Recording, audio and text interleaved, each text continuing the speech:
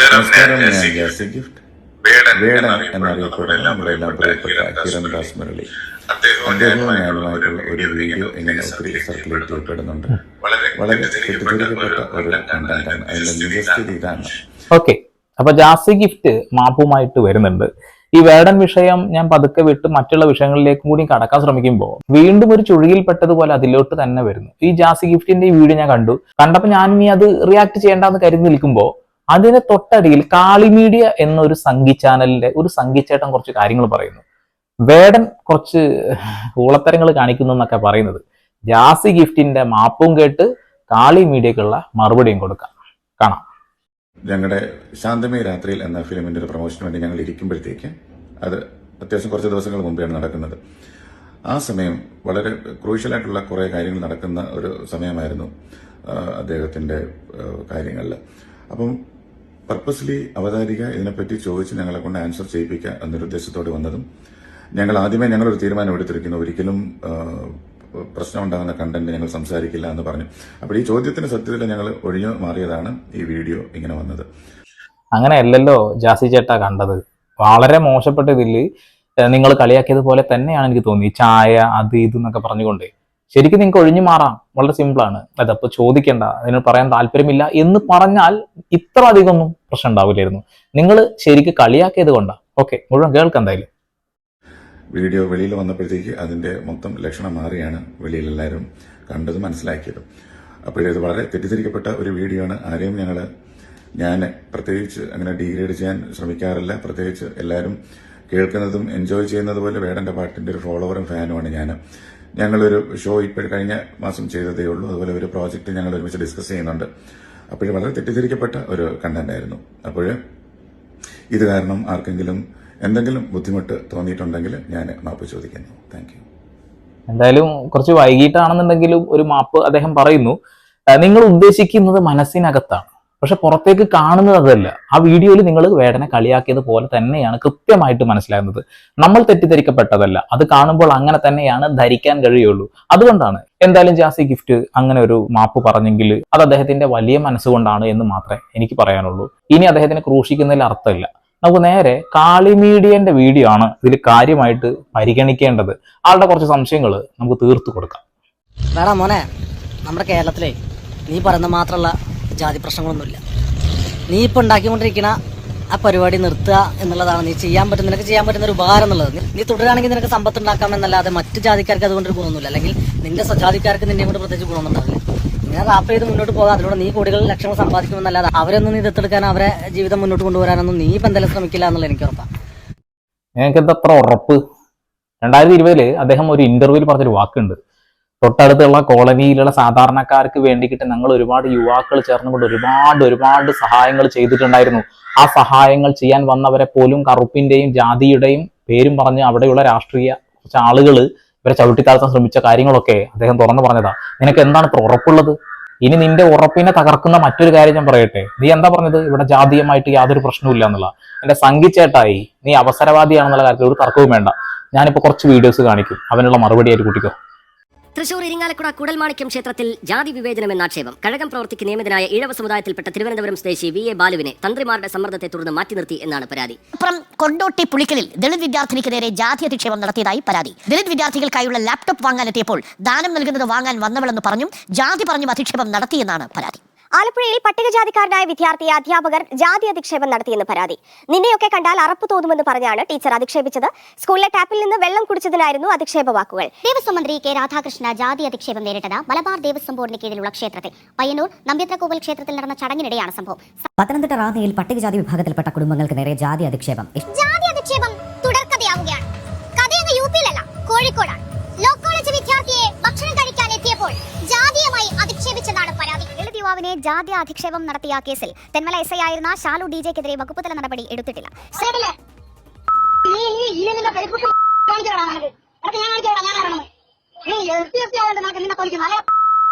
ജാതി അധിക്ഷേപം അപമാനകരമാണെന്ന് ദേവസ്വം വകുപ്പ് മന്ത്രി BN വാസവൻ പറയുകയാണ്. ബാലന് ജാതി അധിക്ഷേപം നടത്തിയവർക്കെതിരെ നടപടി കൈക്കൊള്ളണമെന്ന് K രാധാകൃഷ്ണൻ MP ആവശ്യപ്പെട്ടു. കൂടൽമാണിക്യ ക്ഷേത്രത്തിലെ തന്ത്രിമാർ ചാതുർവർണ്ണത്തിന്റെ ഉച്ചിഷ്ടം പേറുകയാണെന്ന് വെള്ളാപ്പള്ളി നടേശൻ പറഞ്ഞു. അങ്ങനെ അനവധി രാഷ്ട്രീയ പ്രതികരണങ്ങൾ റിപ്പോർട്ടിലേക്ക്.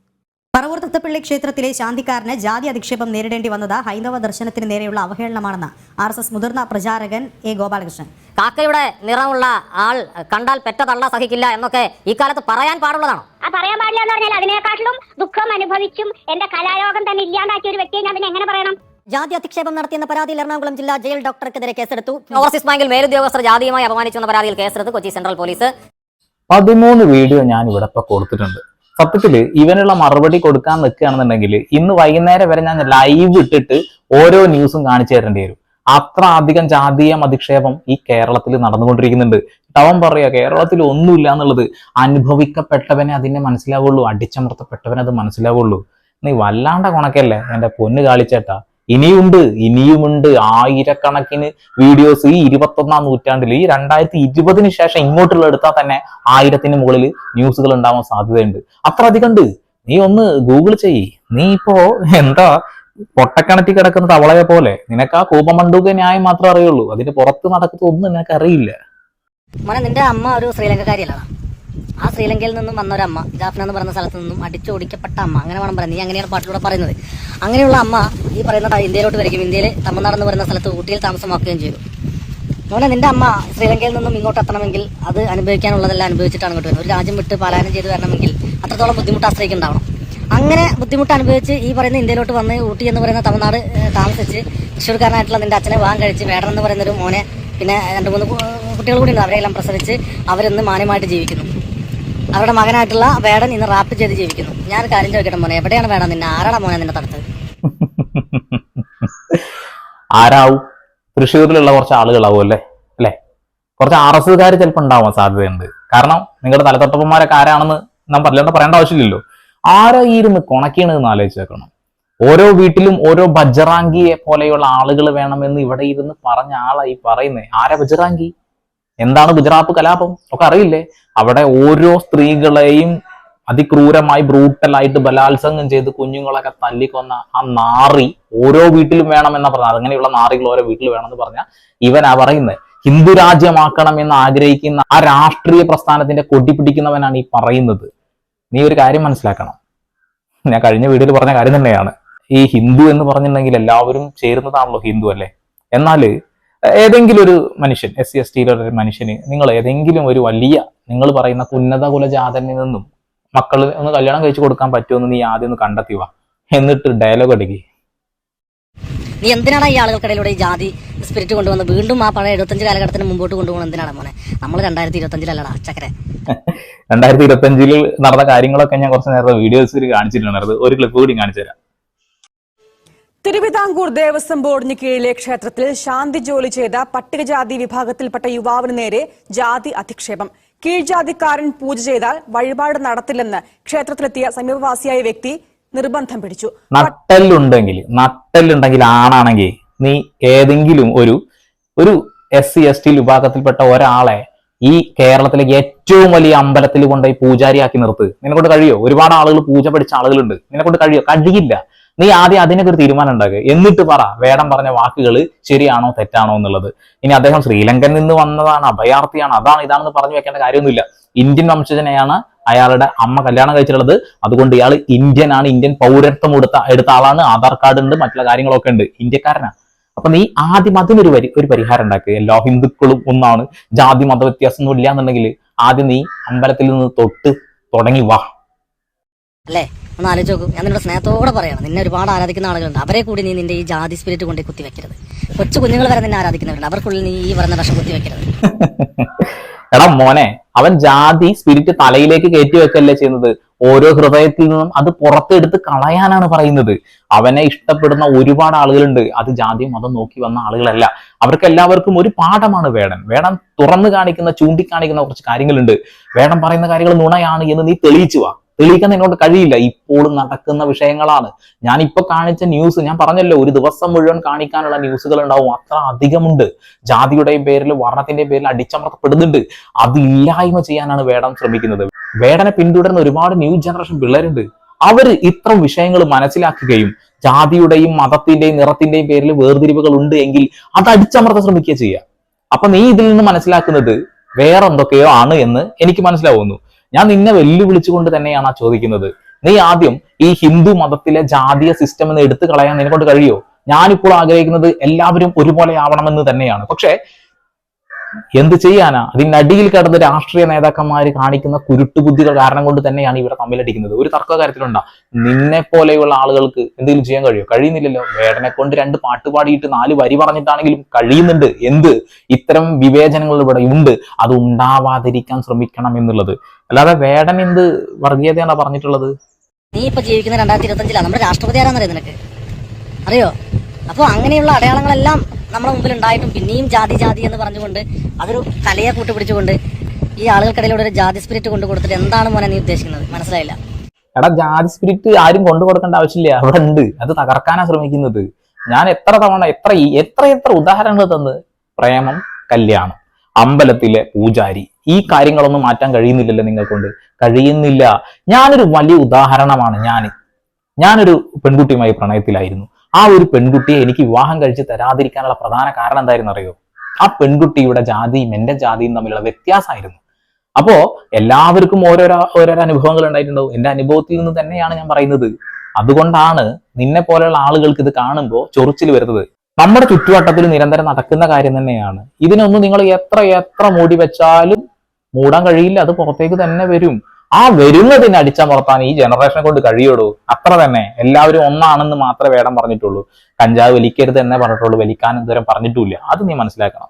ഇയാളുടെ ഒരു പ്രത്യയശാസ്ത്രം എന്താന്ന് വെച്ചിട്ടുണ്ടെങ്കിൽ ഹിന്ദുരാജ്യമാവണം ഇന്ത്യ എന്ന് ആഗ്രഹിക്കുന്നത് കൊണ്ടാണ് ഇയാൾ ഇങ്ങനെ പുറത്ത് പറയുന്നത്. പക്ഷെ ആ ഹിന്ദുവിലേക്ക് നിന്ന് ഇറങ്ങിച്ചെന്ന ആൾക്ക് മനസ്സിലാവും ജാതീയമായിട്ട് ഓരോ സ്റ്റെപ്പായിട്ട് ഇങ്ങനെ കിടക്കുന്നുണ്ട്. പണ്ട് ശ്രീനിവാസൻ ഒരു ഇന്റർവ്യൂവിൽ പറയുന്നൊരു കാര്യമുണ്ട്. ഒരു ബ്രാഹ്മണന്റെ മുന്നിൽ നിന്നും ഒരു നായർക്ക് ഏകദേശം 30 അടി ഓരത്തിലേ നിൽക്കാൻ കഴിയുള്ളൂ എന്നുള്ളൊരു കാര്യം. ആ നായരുടെ അടുത്ത് നിന്ന് ഒരു ഈഴവന് വീണ്ടും 30 അടി അങ്ങോട്ട് മാറി നിൽക്കണം. ഈ ഈഴവന്റെ അടിയിൽ നിന്ന് അങ്ങോട്ട് പിന്നെയും 30 അടി മാറി നിൽക്കുന്ന ആളുകളുണ്ട്. എന്നാൽ ഈ നമ്പൂതിരിയിൽ നിന്നും ഈ 30 അടി മാറ്റി നിർത്തുന്ന നായർക്ക് തോന്നുകയാണ് എന്നെ ഇവരിങ്ങനെ മാറ്റി നിർത്തി, അതേപോലെ മറ്റുള്ള ആളെ ഞാൻ മാറ്റി നിർത്തണ്ട, ഞാൻ അവരെ ചേർത്ത് പിടിക്കാം എന്ന് ചിന്തിക്കുന്നില്ല. എന്നെ അവൻ എത്ര മാറ്റി നിർത്തിയോ അത്രയും ഇവന് മാറി നിൽക്കട്ടെ എന്ന് ചിന്തിക്കുന്നു എന്നാ പറയുന്നത്. ഇത് പഴയ കാലഘട്ടത്തിലുള്ളതാ. ആ കാലഘട്ടത്തിലുണ്ടായ കാര്യങ്ങൾക്ക് മാറ്റങ്ങൾ വന്നിട്ടുണ്ട്. പക്ഷെ ഉള്ളിൽ വേറെ രീതിയിലൂടെയാണ് അത് പ്രതികരിക്കുന്നത് എന്നുള്ളതാ. വേറെ രീതിയിലാണ് അത് അഫക്റ്റ് ചെയ്യുന്നത്.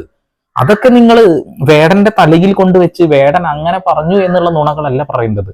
അദ്ദേഹം ജാതീയമായിട്ടുള്ള വേർതിരിവല്ല നടത്തണം എന്ന് പറയുന്നത്. എല്ലാവരും ഒന്നാണ്, നമ്മൾ ഒന്നാണ് അതേ പറഞ്ഞിട്ടുള്ളൂ. കാരണം ഇന്നലെ വരെ ഞങ്ങൾക്കുള്ളിൽ ഒരു ജാതി ചിന്ത ഉണ്ടായിരുന്നില്ല. ഇന്ന് എന്റെ സുഹൃത്തായിട്ടുള്ള ഒരാൾക്ക് പോലും ഉള്ളിൽ വേടൻ പറഞ്ഞ ജാതി സ്പിരിറ്റാണ്. വെറുപ്പ് വരികയാണ് അത്ര അവന് നമ്മളോടൊക്കെ. ഒരു RSSകാരനോട് ഒരു മനുഷ്യ സ്നേഹിക്ക് ചിലപ്പോൾ ഒരു വെറുപ്പൊക്കെ തോന്നിയെന്ന് വരും. ഒരു സുഡാപ്പിയോട് ഒരു മനുഷ്യ സ്നേഹിക്ക് ഒരു വെറുപ്പൊക്കെ തോന്നിയെന്ന് വരും. അതെന്തുകൊണ്ടാ വെച്ചാൽ നിങ്ങളുടെ തീവ്ര മനോഭാവം കൊണ്ടാണ്. എല്ലാ മനുഷ്യന്മാരും ഒരുപോലെയല്ല. ചില ആളുകൾ അബദ്ധത്തിൽ പോയി പെടുന്നതാണ് ഇത്തരം രാഷ്ട്രീയ സംഘടനകളിലൊക്കെ. ഒരു ജാതിയുടെയും ഒരു മതത്തിന്റെയും അഡിക്ഷൻ വന്നു കഴിഞ്ഞാൽ അവൻ തീവ്രവാദിയാണ്, വലിയ പ്രശ്നക്കാരനാണ് എന്നുള്ളതാ. എന്താ? അവൻ തീവ്രമായി അതിനെ വാദിച്ചുകൊണ്ടേയിരിക്കും. അതൊരു വലിയ അപകട. ഇപ്പൊ ഇയാള് കൃത്യമായി പറഞ്ഞിട്ടുണ്ടെങ്കിൽ ഒരു നിഷ്പക്ഷനാണ് ഈ പറയുന്നതെങ്കിൽ നമ്മളത് കേട്ടിരിക്കും. ഇതൊരു RSSകാരനാണ് ഈ പറയുന്നത്. RSSകാരൻ പറയുന്നത് പണ്ട് കാലങ്ങളിൽ നമ്മൾ കഷ്ടപ്പെട്ട് നേടിയെടുത്ത സ്വാതന്ത്ര്യമൊക്കെ തമ്പുരാൻ വെറുതെ തന്നതാണ് എന്ന രീതിയിലാണ്. അല്ലെ? പണ്ടുണ്ടായിരുന്നു എന്ന് ഇവൻ സമ്മതിക്കുന്നുണ്ട്. പണ്ടുണ്ടായിരുന്നു, അത് ഇപ്പോഴും ഉണ്ടാവരുത് എന്നാണ് ആഗ്രഹിക്കുന്നത്. അങ്ങനെയെങ്കിൽ വേടം പറഞ്ഞ വാക്കുകൾ നീ കൂട്ടിപ്പിടിക്കുകയാണ് വേണ്ടത്. അങ്ങനെ വേർതിരിവുകൾ ഉണ്ടാവാതിരിക്കാൻ നമ്മൾ ശ്രദ്ധിക്കണമെന്നാണ് പറയേണ്ടത്. അല്ലാതെ വേടന്റെ വായ മൂടിക്കെട്ടാൻ പറഞ്ഞിട്ട് ഒരു കാര്യമില്ല. അയാളുടെ അനുഭവങ്ങളാ പറഞ്ഞിട്ടുള്ളൂ. ഓക്കെ, നിന്നെ കാണുന്നവർ നിന്നെ കേൾക്കുന്നവർ സജാതിപ്പെട്ടവരാണോ? അല്ല. പിന്നെ എന്തിനാണ് ഈ വേണ്ടാത്ത കാര്യങ്ങൾ വിളിച്ചു പറഞ്ഞ് ഈ നാട്ടിൽ ഇങ്ങനെ ഒരു സാമുദായിക ഒരു കലാപത്തിലൂടെ കൊണ്ടുപോകുന്നത്? അല്ലെങ്കിൽ മനുഷ്യന്റെ ഉള്ളിലെങ്കിലും അങ്ങനെ ഒരു കലാപം പുറപ്പെടുവിപ്പിക്കുന്നത് എന്തിനാണ്? നിന്നെ കേൾക്കുന്നത് നിന്റെ സ്വജാതിയിൽപ്പെട്ട ആളുകളാണോ? അല്ല, എല്ലാവരും ഉണ്ടെന്ന്. അതായത് നിന്നെ കേൾക്കേണ്ട നിന്റെ സ്വജാതിയിലുള്ള ആളുകളാണ് എന്നാണ് ഇവൻ പറയുന്നത്. എന്ത് വാടേ? ഈ ലോകം മുഴുവൻ ഈ ജാതീയമായിട്ടുള്ളതും ഈ വർണ്ണ വിവേചനവും ഒക്കെ നടന്നുകൊണ്ടിരിക്കുന്നുണ്ട്. അത് പച്ചയായ സത്യമാണ്. ഇന്ന് നീ വേണമെന്നുണ്ടെങ്കിൽ നിന്റെ കയ്യിൽ സോഷ്യൽ മീഡിയ ഒക്കെ ഉപയോഗിക്കുന്നതല്ലേ, നീ ഗൂഗിളിലോ എവിടെയെങ്കിലും ഒന്ന് സെർച്ച് ചെയ്താൽ മുന്നിലേക്ക് വരുന്നത് ഒരുപാട് കാര്യങ്ങളാ. അത് ഇന്നലെയും മിനിഞ്ഞാന്ന് നടക്കണ്ടാവും. അത് മനസ്സിലാക്കണം. ഇത്ര ഒക്കെ നിങ്ങൾ വലിയ ഡയലോഗ് അടിക്കുന്നുണ്ടല്ലോ. എന്തുകൊണ്ടാണ് നിങ്ങൾ ഇവരെ ഒന്നും പൂജാവരിയാക്കാത്തതും അതുപോലെ തന്നെ പ്രേമിക്കുമ്പോൾ ജാതി നോക്കാതെ അങ്ങോട്ടും ഇങ്ങോട്ടും കല്യാണം കഴിച്ചു കൊടുക്കാത്തത്? നടക്കില്ല. അതുകൊണ്ട് തന്നെ. കാരണം ഈ ഒരു സിസ്റ്റം ഇവിടെ നിലനിൽക്കേണ്ടത് ഈ രാഷ്ട്രീയക്കാരനും കൂടി ആവശ്യമാണ്. നിന്റെ റാപ്പ് നീ നല്ല കാര്യങ്ങൾ ഉപയോഗിക്കും, നല്ല വിഷയങ്ങൾ സംസാരിക്കും, നല്ല വിഷയങ്ങൾ പാടൂ, ആളുകളെ ഉണർത്തൂ. ദയവ് ചെയ്ത് വീണ്ടും ഒരുപാട് പിറകിലോട്ട് നമ്മൾ അടുപ്പിക്കരുത്. മനുഷ്യന്മാരൊന്ന് നന്നായിട്ട് നല്ലൊരു ഒരു ഒരു വിജയം വരിക്കുന്ന സമയമാകുമ്പോൾ അല്ലെങ്കിൽ എല്ലാം കൊണ്ടും നമുക്ക് നേടാൻ പറ്റുന്ന ഒരു അന്തരീക്ഷം സൃഷ്ടിച്ചു വരുമ്പോൾ അതിന്റെ ഇടയിൽ നിന്ന് ഇവരെ പിന്തിരിപ്പിച്ചുകൊണ്ട് വീണ്ടും ആ ഇരുണ്ട കാലത്ത് കൊണ്ടിടല്ലേ. സമ്മതിക്കുന്നു, ഇരുണ്ടകാലം ഉണ്ടായിരുന്നു എന്നുള്ളത്. ആ ഇരുണ്ടകാലത്തെ തല്ലിത്തകർത്ത് അതിൽ നിന്ന് നമ്മളെ രക്ഷിച്ച് നമ്മളെ ഈ രീതിയിലേക്ക് എത്തിച്ച് നിന്നെ കൊണ്ട് സംസാരിപ്പിക്കാനുള്ള അവകാശ സ്വാതന്ത്ര്യം നേടിത്തന്ന അവരെ കുറിച്ചിട്ടാണ് വേടം പറയുന്നത്. അത് ഒരിക്കലും പിന്നോട്ട് നമ്മളെ നയിക്കാനുള്ളതല്ല എന്ന കാര്യം നീ മനസ്സിലാക്കണം. അതാ ഞാൻ പറഞ്ഞത്, വേടാ നിനക്ക് ആരാധകൻ, ഞാനും നിന്റെ ആരാധകനാണ്, നിന്റെ റാപ്പ് ഞാൻ ഇഷ്ടപ്പെടുന്നു. പക്ഷേ എന്താണ് നിന്റെ ഉദ്ദേശം? എന്തിനാണ് ഇവിടെ കിടന്നിട്ട് ഈ പാവങ്ങളെ തമ്മിൽ അടുപ്പിക്കുന്നത്? അതിന്റെ കാര്യമുണ്ടോ? പിന്നെ എന്താണ് മുത്തേ, നമ്മളൊക്കെ ഒന്നല്ലടാ. എന്തിനാടാ വെറുതെ ആവശ്യമില്ലാത്ത കാര്യങ്ങൾ? നമ്മളൊക്കെ ഒരു ജാതി മറന്നുകൊണ്ട് ഒരുമിക്കണം എന്ന് പറഞ്ഞ് മുന്നോട്ട് വരുമ്പോൾ ജാതി കൊണ്ട് അകലണം എന്ന് പറഞ്ഞ് നീ എന്താണ് ഈ കാണിച്ചുകൊണ്ടിരിക്കുന്നത്? ജാതി കൊണ്ട് അകലണമെന്ന് എന്റെ പൊന്ന് കാളിയേ, എന്റെ കാളിയെ മർദ്ദനമേ, നിന്നോട് ആരാ പറഞ്ഞത്? വേടൻ എവിടെ പറഞ്ഞത്? അതായത് SC ST മാറി നിൽക്കണം, നായന്മാര് മാറിക്കണം, തീയന്മാര് മാറി നിൽക്കണം, നിങ്ങൾ തമ്മിൽ തല്ലണം എന്നാണോ വേടൻ പറഞ്ഞിട്ടുള്ളത്? അതാണ് നിന്റെ വകതിരിവ്. നിന്റെ വകതിരിവ് വട്ടപ്പൂജയാ. അയാൾ ഒരിക്കലും ഇത് പറഞ്ഞിട്ടില്ല. നീ എഴുതാപ്പുറം വായിച്ചിട്ടാണ് ഇപ്പൊ ഡയലോഗ് അടിക്കണത്.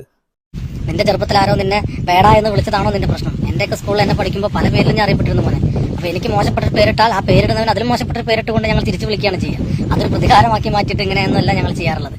എന്തായാലും നിന്റെ ഉള്ളിലെ ആ തീയൊക്കെ എനിക്ക് മനസ്സിലാവും. ആ തീ നിന്റെ വളർച്ചയ്ക്ക് ഉപയോഗിക്കുക, നാടിന്റെ സമാധാന അന്തരീക്ഷം തകർക്കാൻ വേണ്ടി ഉപയോഗിക്കരുത്. അത് മാത്രമേ ഞാൻ നിന്നോട് പറഞ്ഞു. നിനക്ക് അയാളുടെ നെഞ്ചിലെ തീ അളക്കാൻ കഴിഞ്ഞിട്ടില്ല, നിനക്കത് മനസ്സിലായിട്ടുമില്ല. അതുകൊണ്ടാണ് ഈ നാടിന്റെ സമാധാനം കെടുത്താനാണ് വേടം നോക്കുന്നതെന്ന് നീ ഇപ്പൊ ഇരുന്ന് ഏതോ ഒരു ഇതിന്റെ ഇടയിൽ ഇരുന്നിട്ട് പറയുന്നത്.